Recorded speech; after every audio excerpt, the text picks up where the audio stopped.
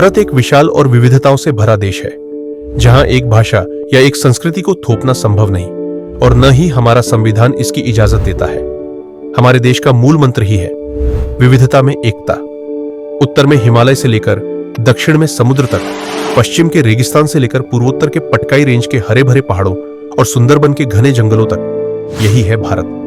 और यही विविधता एक ही टाइम जोन बनाए रखने में जहां कुछ फायदे देती है, वहीं कई गहरे नुकसान भी छोड़ जाती है। इस वीडियो को शुरू करने से पहले हम स्पष्ट कर देना चाहते हैं, ये किसी भी तरह से भारत की संप्रभुता या अखंडता पर सवाल उठाने का प्रयास नहीं है। ये सिर्फ एक सवाल है जो संदर्भ और तथ्यों के साथ एक सोच को जन्म देता है। Welcome to inner call.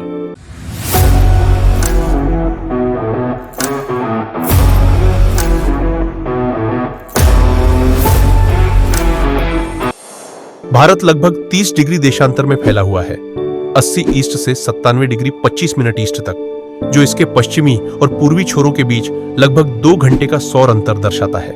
इसके बावजूद 1947 से भारत ने एकल समय क्षेत्र भारतीय मानक समय IST को अपनाया है, जो 62.5 ईस्ट देशांतर पर आधारित है और UTC प्लस 5:30 से मेल खाता है। इसका उद्देश्य प्रशासनिक सुगमता और राष्ट्रीय एकता को बनाए रखना था।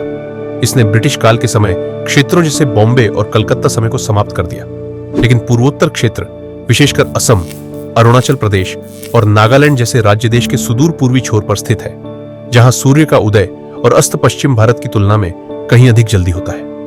यही कारण है कि IST के साथ इन क्षेत्रों का दैनिक जीवन काफी असंगत हो गया है। पूर्वोत्तर भारत में, विशेष रूप से अरुणाचल प्रदेश और असम के कुछ हिस्सों में, गर्मियों के दौरान सूर्योदय सुबह 4 बजे या 4:30 पर होता है।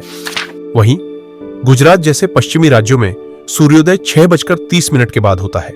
इसके बावजूद दोनों क्षेत्र एक ही घड़ी के अनुसार चलते हैं।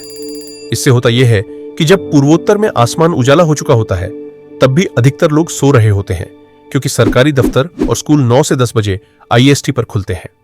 सर्दियों में स्थिति और खराब हो जाती है जब शाम 4 बजे ही अंधेरा छा जाता है, लेकिन कामकाजी दिन अभी भी जारी रहता है।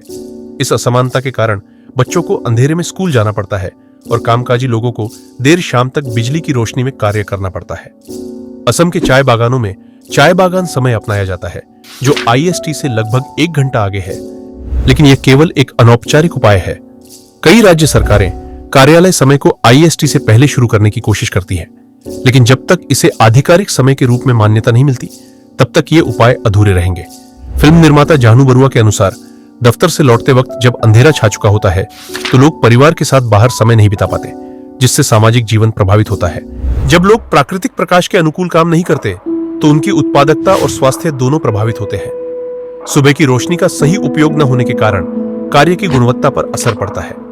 जानू बरुआ का अनुमान है कि हर दिन करीब 2 घंटे का उपयोगी उजाला बर्बाद होता है, जो आजादी के बाद से अब तक लगभग 27 वर्षों की उत्पादकता के बराबर है। इसके अलावा ऊर्जा खपत भी काफी बढ़ जाती है, क्योंकि लोगों को सुबह और शाम को आर्टिफिशियल लाइट की जरूरत पड़ती है। NIOS और NPL जैसे संस्थानों द्वारा किए गए अध्ययनों में यह साबित किया गया है कि अगर IST को केवल 30 मिनट आगे कर दिया जाए, तो हर साल लगभग 2.7 अरब यूनिट बिजली की बचत हो सकती है। केवल पूर्वोत्तर क्षेत्र में ही 1 घंटे का समय परिवर्तन 20 मिलियन यूनिट बिजली की बचत कर सकता है। इससे न केवल आर्थिक लाभ मिलेगा, बल्कि पर्यावरण पर भी सकारात्मक प्रभाव पड़ेगा। पूर्वोत्तर भारत के लिए एक अलग समय क्षेत्र IST 2 के समर्थन में कई तर्क दिए जाते हैं। पहला तर्क यह है कि यह क्षेत्र के प्राकृतिक सौर समय के साथ मेल खाएगा। इससे सरकारी कार्यालय, स्कूल और व्यापारी संस्थान दिन के उजाले का बेहतर उपयोग कर पाएंगे। इससे कार्यकुशलता और कर्मचारियों की मानसिक सक्रियता बढ़ेगी। दूसरा तर्क ऊर्जा की बचत का है।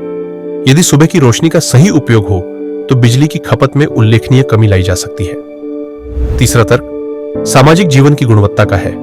लोगों को कार्य के बाद भी दिन के उजाले में परिवार और सामाजिक गतिविधियों के लिए समय मिलेगा। यह स्वास्थ्य, सामाजिक जुड़ाव और मानसिक शांति के लिए फायदेमंद होगा। एक और महत्वपूर्ण तर्क यह है कि पूर्वोत्तर की भौगोलिक और सांस्कृतिक विशेषताओं को मान्यता मिलनी चाहिए। एक अलग समय क्षेत्र इससे जुड़ी उपेक्षा की भावना को कम कर सकता है। यह किसी प्रकार की विभाजन की नीति नहीं होगी, बल्कि एक प्रशासनिक और वैज्ञानिक समाधान होगा, जैसा कि अमेरिका, रूस और अन्य बड़े देशों में पहले से देखा गया है। हालांकि कुछ विशेषज्ञ और सरकारी अधिकारी इससे सहमत नहीं हैं। उनका तर्क है कि एक से अधिक समय क्षेत्र से राष्ट्रीय एकता कमजोर हो सकती है। वे कहते हैं कि एक राष्ट्र एक समय, इस विचार के पीछे एकता का प्रतीक छिपा हुआ है। प्रशासनिक दृष्टिकोण से भी कुछ समस्याएं सामने आती हैं। रेलवे और फ्लाइट शेड्यूल को समन्वयित करना कठिन होगा, बैंकिंग टाइमिंग में अंतर आएगा और आम जनता के लिए भ्रम की स्थिति बन सकती है, खासकर ग्रामीण क्षेत्रों में। कुछ विशेषज्ञ यह भी मानते हैं कि उत्पादकता पर प्रभाव उतना व्यापक नहीं होगा जितना बताया जा रहा है, क्योंकि बहुत सी समस्याएं कार्य समय को समायोजित करके भी हल की जा सकती है। भारत सरकार अब तक आधिकारिक रूप से समय क्षेत्र को विभाजित करने से बचती रही है। 2017 में गुवाहाटी हाई कोर्ट ने इस पर एक जनहित याचिका को खारिज कर दिया था। 2018 में विज्ञान और प्रौद्योगिकी मंत्रालय की समिति ने रणनीतिक कारणों का हवाला देते हुए अलग समय क्षेत्र का विरोध किया। हालांकि CSIR NPL जैसे संस्थान इस मुद्दे पर विस्तृत शोध कर चुके हैं और उन्होंने स्पष्ट रूप से ISTI और ISTII योजना का खाका तैयार किया है। फिर भी यह निर्णय राजनीतिक इच्छा शक्ति पर निर्भर करता है। कई क्षेत्रीय नेता जैसे पेमा खांडू और पूर्व मुख्यमंत्री तरुण गोगोई इस मुद्दे को उठाते रहे हैं। नागरिक समाज और छात्रों के संगठन भी समय परिवर्तन को विकास और क्षेत्रीय सम्मान से जोड़कर देखते हैं। वहीं दूसरी ओर कई तकनीकी विशेषज्ञ दो समय क्षेत्र को अव्यवहारिक मानते हैं और एकल समय में 30 मिनट का बदलाव बेहतर समाधान मानते हैं। यह बहस वास्तव में प्रशासनिक एकरूपता और क्षेत्रीय अनुकूलन के बीच संतुलन की मांग करती है। जहां एकल समय से योजना और संचार सरल हो जाता है, वहीं क्षेत्रीय जरूरतें उपेक्षित रह जाती हैं। अमेरिका, रूस जैसे देशों में बहुसमय क्षेत्र सुचारू रूप से चलते हैं। भारत की विविधता और संघीय संरचना इस बात की अनुमति देती है कि वह अपनी भौगोलिक आवश्यकताओं के अनुसार समाधान खोज सके।